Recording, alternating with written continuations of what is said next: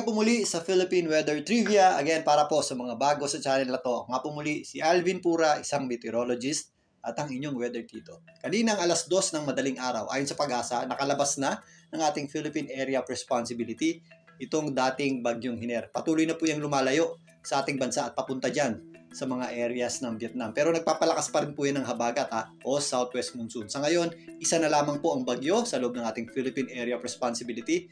Yan po ang bagyong Helen.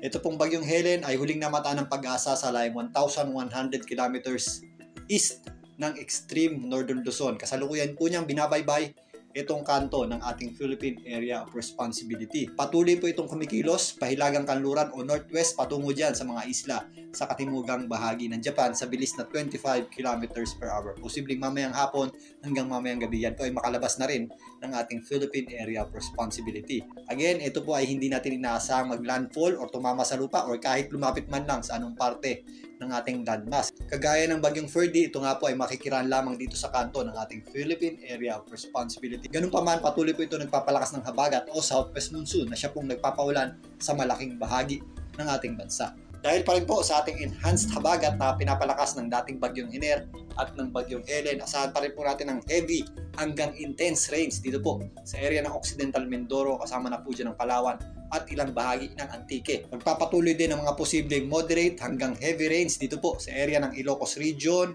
Cordillera, Zambales, Bataan, kasama na po dyan ang Metro Manila, Batangas at ang area ng Cavite. Posible rin po ang mga moderate hanggang heavy rains dito po sa natitirang bahagi ng Mimaropa. Asahan din po natin ang maulap na panahon at mga posibleng kalat-kalat na pagulan dito po sa natitirang bahagi ng Central Luzon, natitirang bahagi ng Calabarzon, kasama na po dyan ang Bicol Region.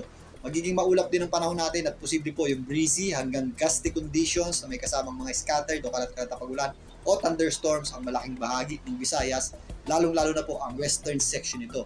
Yung konsentrasyon pa rin ng ating mataas na tsansa ng pagulan at mga thunderstorms ay nandito sa area ng Panay, kasama na po dyan ang isla ng Negros. Samantalang, posible rin po yung mga scattered o kalat-kalat na pagulan. Heavy rains po yan kapag meron tayong mga thunderstorms dito sa area ng Zamboanga Peninsula, hilagang bahagi ng Mindanao, kasama na po dyan ang BARMM.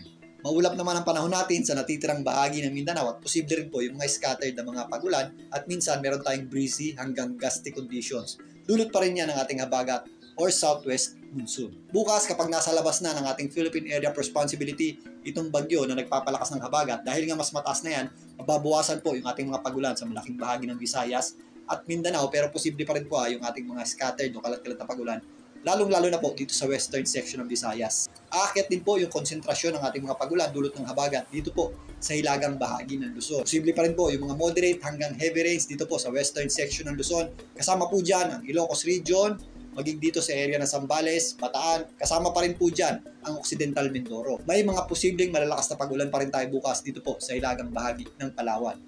So again, bagamat nakalabas na ng ating Philippine Area of Responsibility itong bagyong Hiner at malayo naman itong bagyong Helen, patuloy pong nagpapaulan sa malaking bahagi ng ating bansa. Ito pong enhanced habagat. Paulit-ulit po nating paalala, doble ingat po tayo, especially po doon sa mga areas na mabubundok, low-lying areas, malapit sa dagat, yung mga areas na prone sa flash floods, landslides at pagtaas ng tubig. Mag-ingat po tayo sa mga posibleng epekto ng malalakas na pagulan at malalakas na bugso ng hangin dulot ng habagat. Again, ugaliin po mag-check ng heavy rainfall warning advisory ng Pag-asa para sa dami ng ulan sa inyong lugar at ugaliin din po makibalita sa inyong local LGU at DRRMO if ever merong evacuation plan para sa inyo.